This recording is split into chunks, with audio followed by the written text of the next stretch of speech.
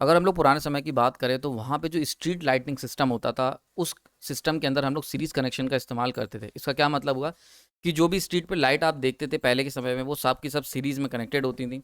Now ऐसे case में series connection में अगर कोई एक बल्ब भी फ्यूज हो गया इस तरीके से, तो बाकी बल्ब जो होंगे वो बंद ना हो जाएं।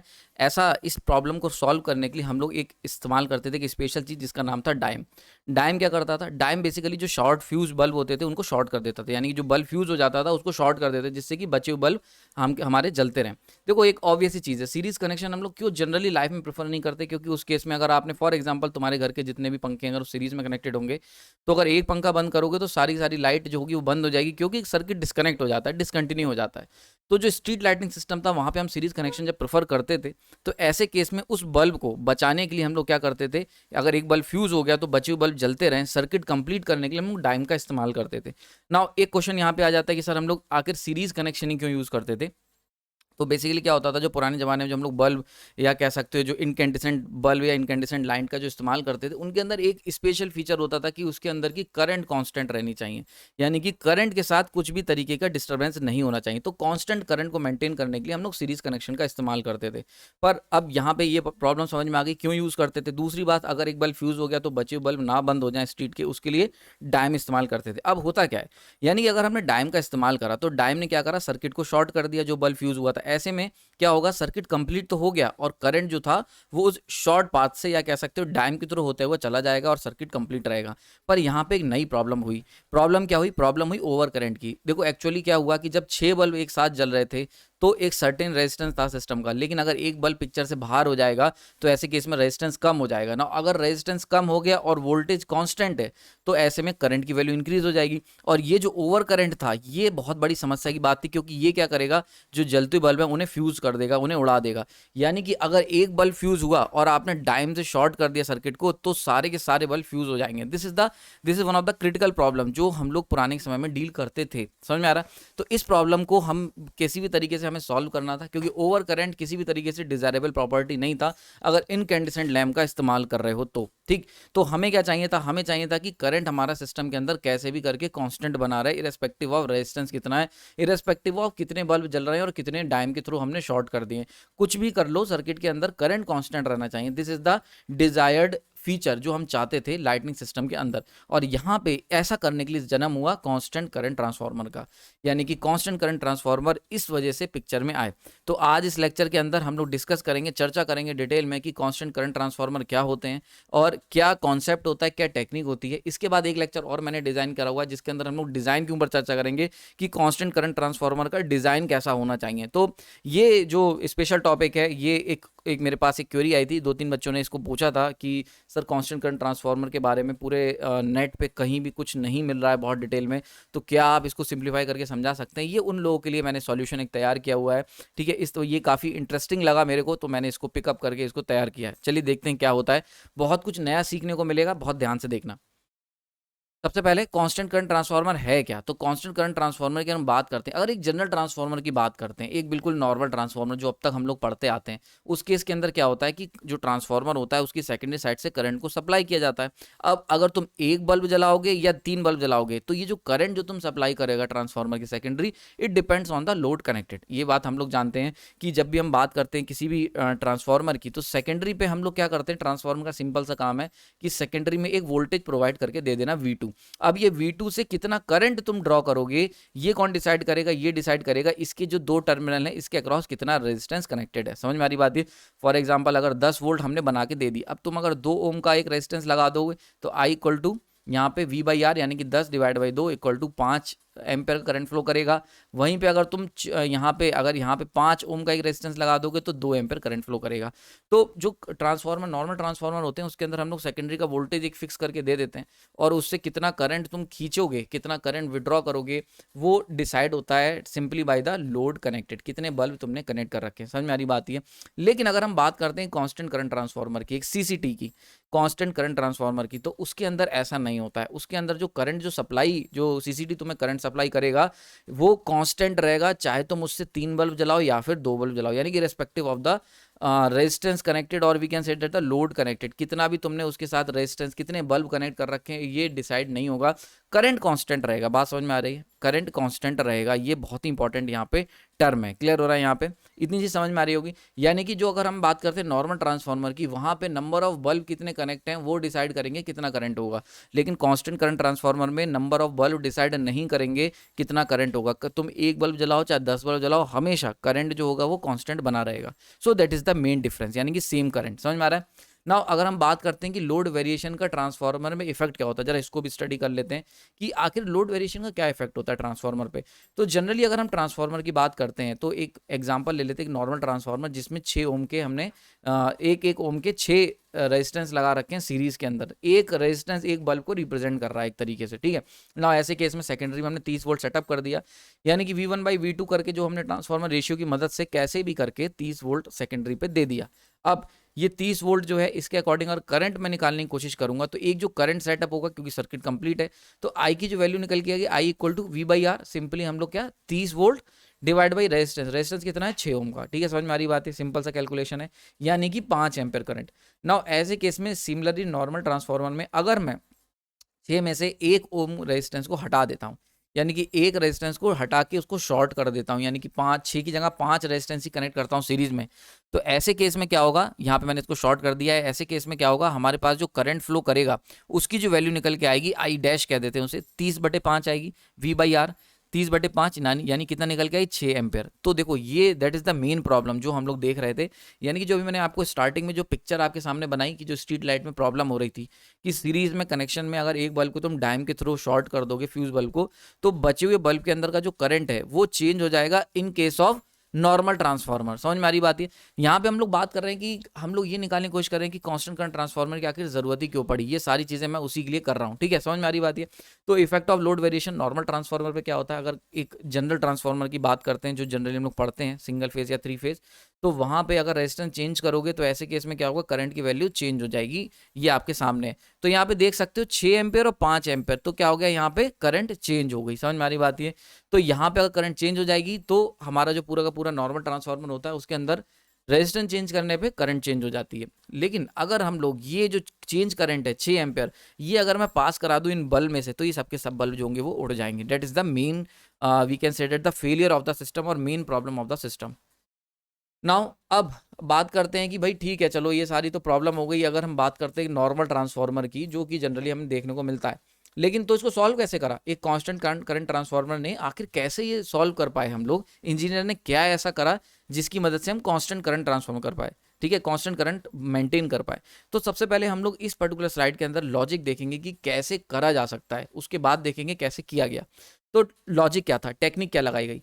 हमने कहा कि ठीक है चलो हमारे पास 6 बल्ब लगे हुए हैं, एक बल्ब और 30 वोल्ट लगा हुआ है, एक बल्ब को हटा देते हैं। अगर 6 बल्ब लगातार जल रहे हैं तो 5 एम्पेयर करंट हमें मिल रहा था, जो कि हमारा नॉर्मल सिनारियो था, ठीक है। ये बात समझ में आ गई। 30 वोल्ट 6 बल्ब 1 ओम के, और हमारा जो एमीटर है वो रीडिंग शो कर रहा है 5 एम्पेयर। नाउ अब अगर एक बल्ब खत्म हो गया, डायम के थ्रू हमने शॉर्ट तो कर दिया है, पर एक बल्ब अगर हटा दिया हमने सिस्टम से, या कह सकते हो 6 ओम की जगह 5 ओम का हमने लोड कनेक्ट कर दिया, तो ऐसे केस में ये जो 5 एम्पेयर करंट थी ये चेंज होके हो जाएगी 6 एम्पेयर करंट, ठीक है। समझ में आ रही बात? इतनी चीज क्लियर हो रही होगी। नाउ अब मैं चाहता हूं ये जो 6 एम्पेयर करंट है ये वापस से 5 एम्पेयर हो जाए, that is the desired one.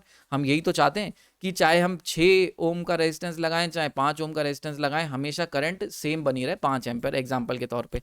अब 6 एम्पेयर की करंट को 5 एम्पेयर कैसे किया जा सकता है, तो यहाँ पे इंजीनियर ने लॉजिक दिया कि अगर हम लोग जैसे ही हमारा एक रेजिस्टेंस हटा, उसी के अकॉर्डिंग अगर हम वोल्टेज को चेंज कर दें, ठीक है, जैसे फॉर इन दिस केस हम लोग 30 वोल्ट की जगह क्या करें 25 वोल्ट लगा दें, तो ऐसे केस में अब जरा करंट की कैलकुलेशन करके देखो, I = V/R, 25/5 यानी कि 5 एम्पेयर करंट। समझ में आ रही बात? ये तो अगर हम लोग क्या करें, जैसे ही हम लोग रेजिस्टेंस को चेंज कर रहे हैं, यानी कि नंबर ऑफ कनेक्शन जैसे चेंज हो रहे हैं, उसी के बेसिस पे अगर हम लोग वोल्टेज को चेंज कर दें तो हमारा काम हो गया। समझ में आ रही बात? ये so that is the simple thing. I hope clear हो रहा होगा। तो ये चीज यहाँ पे जो लॉजिक निकल के आया कि अगर हम लोग लोड चेंज कर रहे हैं, लोड चेंज के अकॉर्डिंग ही अगर हम लोग क्या करें वोल्टेज को चेंज कर दें, तो करंट जो है वो कांस्टेंट बनाई जा सकती है। समझ में आ रही बात? ये क्लियर हो रहा है यहाँ पे? तो जैसे जैसे लोड चेंज हो रहा है उसी के अकॉर्डिंग अगर हम लोग वोल्टेज को चेंज कर दें तो वहां पे हमारी करंट जो होगी वो कांस्टेंट बनी रह सकती। क्लियर हो रहा है? इतनी चीज समझ में आ रही होगी बात? ये आई होप समझ में आ रहा होगा। तो जैसे जैसे हम लोग लोड को चेंज करेंगे, यानी नंबर ऑफ कनेक्टेड बल्ब को अगर हम चेंज करेंगे, उसी के अकॉर्डिंग अगर मैं वोल्टेज को भी चेंज कर दूं तो हमारा एक कांस्टेंट करंट ट्रांसफार्मर, हमारा जो सपना था वो पूरा हो जाएगा। And that is the simple concept जो कि हम यूज करते हैं सीसीटी में। समझ में आ रही बात ये। तो सीसीटी के अंदर हम लोग ये सेम कॉन्सेप्ट का इस्तेमाल करते हैं। जैसे जैसे तुम लोड चेंज करोगे यानी नंबर ऑफ कनेक्टेड बल्ब को चेंज करोगे, उसी के अकॉर्डिंग वोल्टेज चेंज होगा और उसी के अकॉर्डिंग हमारा करंट जो होगा वो कांस्टेंट बना रहेगा, ठीक है। तो अल्टीमेट कर क्या रहे हैं हम लोग, वोल्टेज को चेंज करने की कोशिश कर रहे हैं। तो अब वोल्टेज कैसे वेरी करोगे यार, तो देखो किसी भी ट्रांसफार्मर के अंदर अगर हम बात करते हैं वोल्टेज की, तो लोड के अकॉर्डिंग हमने अभी तक क्या सीखा, लोड के अकॉर्डिंग हमें चेंज करना था वोल्टेज, और वोल्टेज चेंज करेंगे तो हमें करंट जो होगी वो कांस्टेंट मिल जाएगी। ये अभी तक हमने निकाल के रखा है, यानी कि कैसे भी करके लोड के अकॉर्डिंग मुझे वोल्टेज को चेंज करना। अब ये कैसे करोगे, तो वोल्टेज को चेंज करने के दो तरीके हैं बेसिकली, ठीक है। एक है कि क्या करो कि कोर की परमिबिलिटी को चेंज कर दो, ठीक है। That is the one point कि अगर हम क्या करें, जो ट्रांसफार्मर होता है उसकी कोर की परमिबिलिटी को चेंज कर दें, तब भी वोल्टेज चेंज हो सकता है सेकेंडरी साइड में। और दूसरा क्या कर सकते हैं, नंबर ऑफ टर्न्स को चेंज कर दें, जो कि टैपिंग ट्रांसफार्मर में जनरली करते हैं। जो टैप चेंजिंग ट्रांसफार्मर होते हैं उसके अंदर हम लोग यही काम करते हैं, ठीक है। तो हमारा जो सीसीटी था, जो पुराने जमाने में जो सीसीटी बनाया गया था, वो बेसिकली वर्क करता था on the basis of changing core permeability, यानी कि कोर की जो परमिबिलिटी होती है उसके साथ छुआछेड़ करके हम लोग जो है वो वोल्टेज को चेंज करते थे, ठीक है। समझ में आ रही बात ये। तो ये कैसे करेंगे, तो बेसिकली मान के चलते हैं हम लोग इस तरीके का जो सीसीटी का एक सर्किट, जो ट्रांसफार्मर जो डिजाइन किया गया था, तो सीसीटी के अंदर फिक्स्ड प्राइमरी थी और मूवेबल सेकेंडरी बनाई गई। यानी कि परमिबिलिटी को चेंज करने के लिए हमने क्या करा कि जो सेकेंडरी साइड थी उसे मूवेबल बना दिया और प्राइमरी साइड को फिक्स रखा, यानी कि रिजिड है, एक स्टैटिक है, लेकिन जो सेकेंडरी साइड है वो एक मूवेबल है। समझ में आ रही बात ये। तो अब देखते हैं, जैसे फॉर एग्जांपल ये वाला मैंने केस लिया हुआ। अब ऐसे केस में मूवेबल का मतलब क्या हुआ कि हमारी जो कोर है वो ऊपर और नीचे कॉइल के शिफ्ट कर सकती है। समझ में आ रही बात ये। तो कोर जो है आपके ऊपर और नीचे कॉइल के अकॉर्डिंग शिफ्ट कर जाएगी, ठीक है। नाउ अब देखो एक बड़ी इंटरेस्टिंग चीज बता दूं, ये कैसे काम करेगा। देखो अगर फॉर एग्जांपल ये वाला केस ले लेते हैं, ऐसे केस में पूरी की पूरी कोर जो है वो कॉइल के ऊपर है, तो हाई परमिबिलिटी देखने को मिलेगी मुझे, हाई परमिबिलिटी। अब हाई परमिबिलिटी का मतलब क्या हुआ, सिंपल सा मतलब हुआ हाई वोल्टेज, बहुत अच्छा खासा वोल्टेज मिलेगा, ठीक है। और वहीं पे अगर हम लोग क्या करते हैं, इसको नीचे स्लाइड कर देंगे, तो ऐसे केस में यहाँ क्या आ गया, यहाँ पे आ गई एयर, यानी कि ये क्या बन गया, एयर कोर बन गया सेकेंडरी साइड। और एयर कोर का मतलब लो परमिबिलिटी, लो परमिबिलिटी, और अगर परमिबिलिटी लो हो गई तो ऑब्वियसली चीज है क्या हुआ, लो वोल्टेज मुझे देखने को मिलेगा, ठीक है, क्योंकि लॉसेज ज्यादा होंगे, लीकेज होगा। तो ऐसे केस में क्या होगा, परमिबिलिटी जो होगी वहां पे क्या होगा, रिड्यूस होने से एयर कोर ट्रांसफार्मर बन जाएगा और लो परमिबिलिटी होने की वजह से लो वोल्टेज मिलेगा। So that is the simple concept. LVDT के अंदर भी कुछ कुछ हम ऐसे इस्तेमाल करते थे, अगर आपने मेजरमेंट में एलवीडीटी पढ़ा हो, एलवीडीटी, ठीक है, linear voltage I think differential transformer, ऐसी करके कुछ इसकी फुल फॉर्म होती है। अगर आपने पढ़ा हो एलवीडीटी, वहां पे भी हम लोग सिमिलरली ऐसे ही कॉन्सेप्ट का इस्तेमाल करते थे। तो आइयो समझ में आ गया लॉजिक क्या है, कैसे हम लोग करेंगे, समझ में आ रही बात है ना। अब बात करते हैं कि मूवेबल कोर आके सप्लाई कांस्टेंट करंट कैसे दे देगी, इतनी समझ में आ गई। अब यहां तक ये समझ में आ गया कि लॉजिक क्या है, करना क्या है और कैसे करना है। अब जरा देखते हैं कि क्या ये वर्क करेगा भी। तो जरा एक एग्जांपल के तौर पे देखते हैं। फॉर एग्जांपल हमने 6 ओम का रेजिस्टेंस कनेक्ट कर रखा है और ऐसे केस में ये वाला सिनारियो है पर्टिकुलर, ठीक। अब ऐसे केस में अगर एमीटर लगाएगा, यानी कि यहाँ पे क्या है, कोर जो है वो हाफ इंसर्टेड है और हाफ जो है वो बाहर है, ठीक है, हाफ इंसर्टेड है। तो ऐसे केस में हमने देखा कि हमें 30 वोल्ट मिल रहा है, ठीक, 30 वोल्ट मिल रहा है ना। अब हमने क्या करा, 1 ओम का रेजिस्टेंस हटा दिया, यानी कि वही एक बल्ब फ्यूज हो गया और उसको डायम से मैंने शॉर्ट कर दिया। अगर डायम से मैंने शॉर्ट कर दिया तो ऐसे केस में क्या होगा, करंट इंक्रीज हो जाएगा। अब उस करंट इंक्रीज्ड करंट को हमें मेंटेन करने के लिए, यानी कि लोड बढ़ गया, करंट इंक्रीज हो गया, अब करंट जो इंक्रीज हुआ है उसको वापस से कांस्टेंट रखने के लिए हम लोग क्या करना पड़ेगा, वोल्टेज को रिड्यूस करना पड़ेगा, तभी तो करंट कांस्टेंट रहेगा। यानी कि अगर फॉर एग्जांपल इस केस के अंदर अगर हम बात करें तो आई की वैल्यू कितनी निकल के आई, I equal to V by R, यानी कि 6, यानी कि कितना निकल गया, 5 एम्पेयर ना। लेकिन इस केस के अंदर क्या हुआ है, 5 ओम का है, 5 ओम। अब अगर 30 वोल्ट ही बना रहता, यानी कि अगर हम सेम कंडीशन बनाए रखते, एक नॉर्मल ट्रांसफार्मर लेते, तो करंट की वैल्यू कितनी आती निकल के, 30 डिवाइड बाई 5, यानी कि 6 ampere. And that is the problem. तो इसको हमने सॉल्व कैसे करा, इसके लिए हम लोग क्या करेंगे, ये जो कोर हमने ली है ना मूवेबल, इसे नीचे की तरफ जो है कांस्टेंट करंट बनाने के लिए वोल्टेज को डाउन करना पड़ेगा, तभी तो होगा भाई, सीधी सी बात है। मैंने अभी पीछे आपको सिखाया था कि 30 वोल्ट अगर 6 ओम में 5 एम्पेयर करंट दे रहा है और 5 ओम में भी तुम्हें 5 एम्पेयर ही करंट चाहिए, ठीक है, यानी कि लोड बढ़ गया, लोड बढ़ गया मतलब करंट इंक्रीज हो रहा है कन्वेंशनली। अब ऐसे केस में हमें वोल्टेज को डिप करना पड़ेगा, तो वोल्टेज को डाउन करोगे तभी तो भाई कांस्टेंट करंट निकल के आएगी। तो 5 एम्पेयर करंट मेंटेन रखने के लिए वोल्टेज मुझे क्या करना पड़ेगा, वोल्टेज को डिप करना पड़ेगा, दैट इज द कॉन्सेप्ट। अब ये कैसे करेंगे, तो हम अपनी कोर को नीचे खिसका देंगे। अब देखो क्या हुआ, पुराने केस के अंदर देखोगे तो हाफ इंसर्टेड, ये वाला केस है हाफ इंसर्टेड, हाफ कोर जो है वो इंसर्टेड है वाइंडिंग्स के अंदर, हाफ इंसर्टेड एंड हाफ जो है वो क्या है, बाहर है, ठीक है, समझ में आ रही बात है ना। इस केस में क्या है, फुली एग्जिट, यानी कि अगर हमारा कोर जो है वो फुली एग्जिट कर गया है, तो अब यहाँ पे क्या हो गया, यहाँ पे ओनली एयर, ठीक है, ओनली एयर। तो ऐसे केस में परमेबिलिटी काफी हद तक डाउन हो जाएगी। देखो इस केस में क्या है, हाफ एयर है, हाफ एयर, एंड यहाँ पे इतना एरिया क्या है, हाफ कोर है। तो आधा एयर था आधा कोर था, तो मिक्स परमेबिलिटी देखने को मिल रही थी, 30 वोल्ट मिल रहा था। अब इस केस में हमने क्या करा, इसको फुली एग्जिट कर दिया, तो ऐसे केस में ओनली एयर रह गई। ओनली एयर का मतलब परमेबिलिटी जो होगी, परमेबिलिटी वो डाउन हो गई। परमेबिलिटी डाउन होने का मतलब क्या हुआ, वोल्टेज को सेकेंडरी साइड में जो इंड्यूस्ड वोल्टेज है वो भी डाउन हो जाएगा। तो यहाँ पे वोल्टेज जो होगा, परमेबिलिटी क्योंकि डाउन हो गई है, तो वोल्टेज क्या होगा, रिड्यूस हो जाएगा। रिड्यूस वोल्टेज हमें कितना मिलेगा, 25 वोल्ट रिड्यूस मिलेगा। समझ में आ रही बात, ये क्लियर हो रहा है। तो हम लोग कोर को उतना ही स्लाइड करेंगे जितने में 25 वोल्ट हमें देखने को मिल जाए। अभी मैं आगे बताऊंगा, यानी कि जो अगला स्लाइड होगा ना, कि आखिर ये कौन डिसाइड करेगा कि कोर को कितना नीचे खिसकाना है। कि कोर हम चाहते हैं कि कोर उतना ही नीचे खिसके जितना 25 वोल्ट मिल जाए हमें, ठीक है, 25 वोल्ट मिले, 25 से ज्यादा ना मिले या 25 से कम ना मिले। ऐसा ना हो कि कोर इतनी नीचे खिसक गई कि अब तो 20 वोल्ट मिल रहा है, तो ऐसे केस में भी करंट चेंज हो जाएगा। और ना ही कोर कम खिसकी यानी कि 26 वोल्ट रह गई, तो ऐसे केस में भी करंट जो होगा वो 5 एम्पीयर से ज्यादा मिलेगा। तो एग्जैक्टली कैसे डिसाइड होगा कि 25 वोल्ट पर ही जाके कोर रुक जाए, यानी कोर उतना ही नीचे स्लाइड हो जितने मुझे 25 वोल्ट मिल जाए, ये कौन डिसाइड करेगा। इसके लिए हम लोग डिजाइन कंसिडरेशन पढ़ेंगे, डिजाइनिंग पढ़ेंगे सीसीटी की नेक्स्ट लेक्चर में, ठीक है। अगर इस लेक्चर पे अच्छे व्यूज आएंगे तो मैं नेक्स्ट लेक्चर आपको जरूर दूंगा जिसमें आप लोग इसकी डिजाइन कंसिडरेशन पढ़ेंगे, ठीक है। समझ में आ रही बात है, क्लियर हो रहा है यहाँ पे। नाउ अब ये कोर हमारी क्या हुआ, नीचे खिसक गई थोड़ी सी। ऐसे केस में अब एक तो ये केस हो गया, हमने क्या करा, यानी कि अगर हमारा 6 ओम का जो बल्ब था, 6 ओम जो यानी कि 6 बल्ब जो लगे थे उसकी जगह केवल 5 बल्ब रह गए। 6 बल्ब लगे थे, अब 5 बल्ब रह गए, तो हमने इस प्रॉब्लम को सॉल्व कर लिया। जो करंट इंक्रीज हो रहा था, लोड बढ़ रहा था, उसको हमने सॉल्व कर दिया बाय रिड्यूसिंग दी वोल्टेज, ठीक है, ये काम हो गया। लेकिन एक सिनारियो और हो सकता है, मान के चलते हैं हमने क्या करा, स्ट्रीट लाइट के अंदर 6 की जगह हमें एक बल्ब और बढ़ाना है, यानी कि हमें एक 7वां बल्ब भी कनेक्ट करना है। तो ओम रेजिस्टेंस कितना हो जाएगा, 7 ओम का। तो अगर 7वां बल्ब भी तुम्हें सीरीज में लगाना है, यानी कि लोड हमें क्या करना है, बल्ब को और इंक्रीज करना है। इसका मतलब अगर क्या होता है, अगर लोड को हमें रिड्यूस करना है, देखो सीधी सी बात है, लोड क्या होता है, लोड बेसिकली हम लोग जब भी लोड की बात करते हैं तो बेसिकली हम लोग करंट की बात करते हैं। समझ में आ रही बात है, जब तो हम लोग करते हैं कि नॉर्मली जो करंट होता है उसकी बात करते हैं। तो अगर तुम 7 ओम का रेजिस्टेंस लगाओगे तो ऑब्वियस ही चीज, अगर वोल्टेज फिक्स है तो ऐसे केस में अगर रेजिस्टेंस बढ़ा रहे हो तो करंट की वैल्यू रिड्यूस हो जाएगी। तो करंट की वैल्यू मींस लोड रिड्यूस हो रहा है। समझ में आ रही बात है, क्लियर हो रहा है यहाँ पे। तो ये बात ध्यान रखना, नंबर ऑफ बल्ब से लोड नहीं डिसाइड होता, कितना करंट मांगा जा रहा है उससे लोड डिसाइड होता है। अगर किसी भी तरीके से अगर रेजिस्टेंस में तुम कोई भी छुआछेड़ करते हो और उसकी वजह से करंट जो कह सकते हो कि जो डिमांड है करंट की वो इंक्रीज हो रही है, तो हम कहेंगे लोड बढ़ रहा है। वहीं पे अगर रेजिस्टेंस में कोई भी चेंज करने पे करंट रिड्यूस हो रहा है तो हम कहेंगे लोड कम हो रहा है। सही समझ में आ रही बात है, क्लियर हो रहा है यहाँ पे। तो ये चीज क्लियर हो गई यहाँ पे। तो अब देखो क्या हुआ कि अगर हम लोग नॉर्मल ट्रांसफार्मर लेंगे और उसमें 6 ओम की जगह 7 ओम लगाएंगे तो करंट की डिमांड कम हो जाएगी।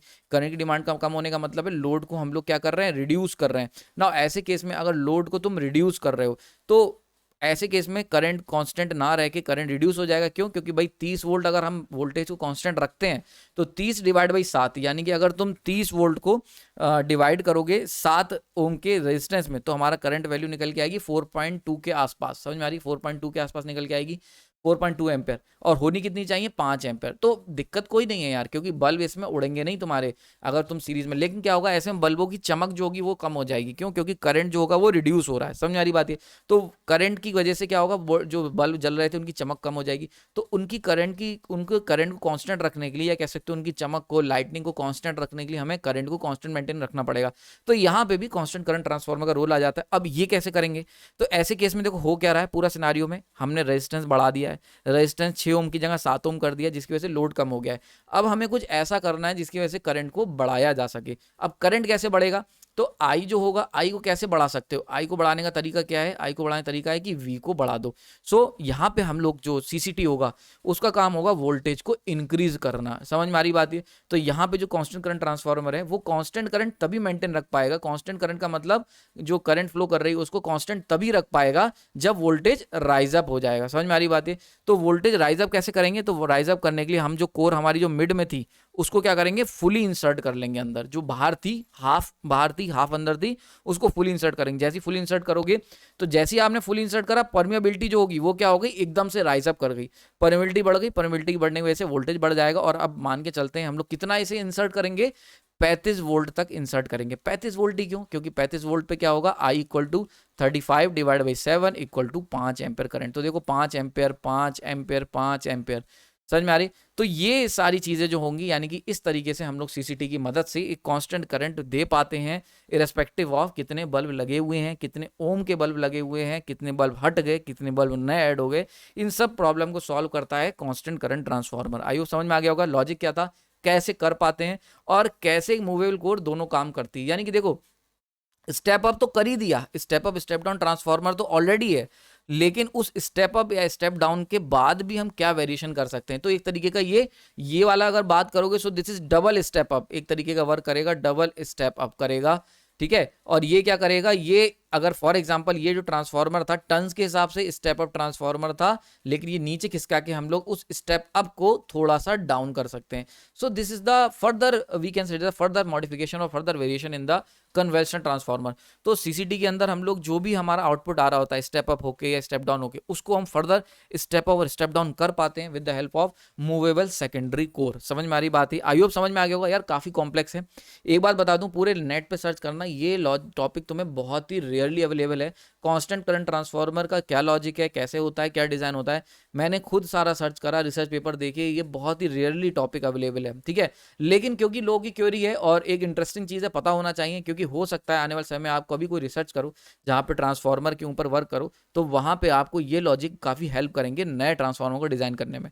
तो आई होप आपको ये लेक्चर पसंद आया होगा ना। यहाँ पे मैं इसको कंक्लूड कर लेता हूँ। तो हमने देखा कि किस तरीके से जो पुराने समय में जो लाइटनिंग की प्रॉब्लम होती थी कि बल्ब फ्यूज हो जाते थे या नए बल्ब लगाने होते थे, तो ये सारी प्रॉब्लमें हमारे सामने आती थी। इस प्रॉब्लम को सॉल्व करने के लिए इंजीनियर ने सोच के, देखो कितना अच्छा दिमाग, जिस भी बंदे ने बनाया होगा उसने इस कांस्टेंट करंट ट्रांसफार्मर को डिजाइन करा ना। यहाँ पे एक बड़ा इंटरेस्टिंग फैक्ट था कि भाई ये कैसे डिसाइड होगा, अभी भी एक क्वेश्चन अनसॉल्व्ड है कि हमारा जो ट्रांसफार्मर की सेकेंडरी है वो 25 वोल्ट पे ही रुक जाए, ठीक है, समझ में आ रही बात है, और दूसरे केस में 35 वोल्ट पे रुक जाए, 35 का 36 ना हो या 34 ना रह जाए, 25 का 26 ना हो और 24 ना रह जाए, ये कौन डिसाइड करेगा?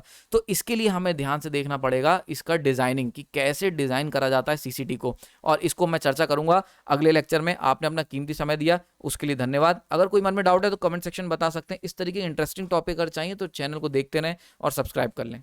तब तक के लिए धन्यवाद।